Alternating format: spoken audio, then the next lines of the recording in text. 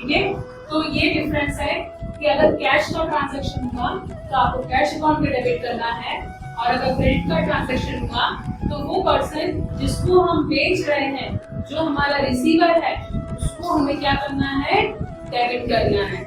बहुत बार आपको कंफ्यूज करने के लिए एक और ट्रांजैक्शन तो दे सकते हैं एग्जाम में, वो देते हैं sale of goods to Ram on cash ₹5,000। Suppose इन्होंने बोला राम को बेचा है और कैश में बेचा है। अब देखो यहाँ पे नाम भी है ना, मतलब नाम भी लिखा हुआ है और कैश भी लिखा हुआ है। तो आपको ट्रांजैक्शन कौन सा मानना पड़ेगा, क्रेडिट का ट्रांजैक्शन है, कैश का ट्रांजैक्शन है, कैश का ट्रांजैक्शन है। तो हम इसकी जगह पे क्या लिखेंगे, cash account debit to sales. समझ में आ गया। तो ये डिफरेंस है, अगर हमें कैश में ट्रांजैक्शन हुआ है हमारा तो कैश अकाउंट को डेबिट लिखेंगे, अगर हमारा क्रेडिट में ट्रांजैक्शन हुआ है तो उस पर्सन का नाम लिखेंगे जिसको हमने उस क्रेडिट में बेचा है। और अगर नाम और कैश दोनों लिखा है तो आपको सेंटेंस को पढ़ना है, ट्रांजैक्शन को समझना है, और आपको ये देखना है कि ये कैश में है तो हमें नाम से कोई फर्क नहीं पड़ता, मतलब ये क्रेडिट का ट्रांजैक्शन है ही नहीं, ये कैश का ही ट्रांजैक्शन है। इसलिए हम लोग कैश अकाउंट को क्या करेंगे, डेबिट करेंगे, cash account debit to sales account. Clear है। अब देखो, अब परचेज गुड्स ₹5,000 ऑन कैश। आपने गुड्स परचेज किया है, किसमें परचेज किया है, गुड्स कैश में, तो परचेज अकाउंट हम डेबिट करेंगे। क्यों करेंगे, because it is an expense and according to the nominal law all expenses should be debited।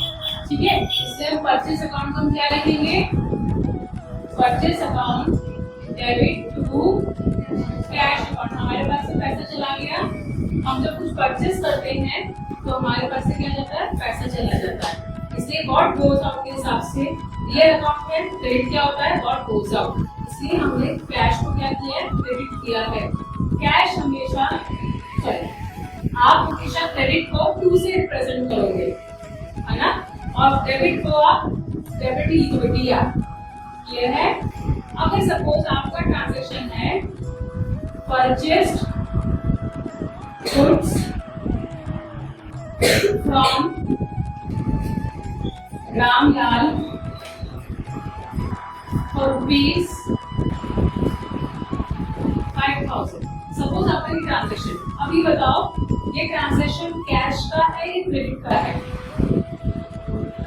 हमने रामलाल से गुड्स परचेज किया है, ये कैश का ट्रांजैक्शन है, ये क्रेडिट का ट्रांजैक्शन है, क्रेडिट का।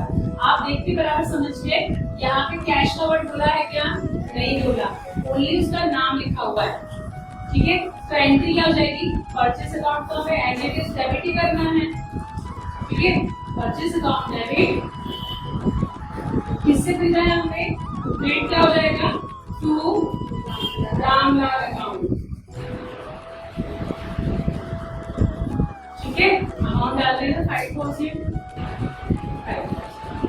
नरेशन वही रहेगा, बीइंग ए फॉर से चालू करके हम नरेशन देंगे। अगर सपोज तीसरी सिचुएशन है purchased goods from Ramlal on cash ₹5,000। Suppose ये सिचुएशन जैसे सेल की सिचुएशन थी, ऐसी परचेस की है कि भाई हमने रामलाल से सामान खरीदा है, अगर हमने कैश में खरीदा है तो एंट्री क्या होनी चाहिए, बताओ, purchase account debit to cash. Very good, purchase account debit to cash account. Very good, 5,000 situation समझ में आ गई तीनों। कभी भूलोगे नहीं, भूलोगे, अपन को रटना है, क्या करना है, समझना है। अब रटना बंद, समझना शुरू।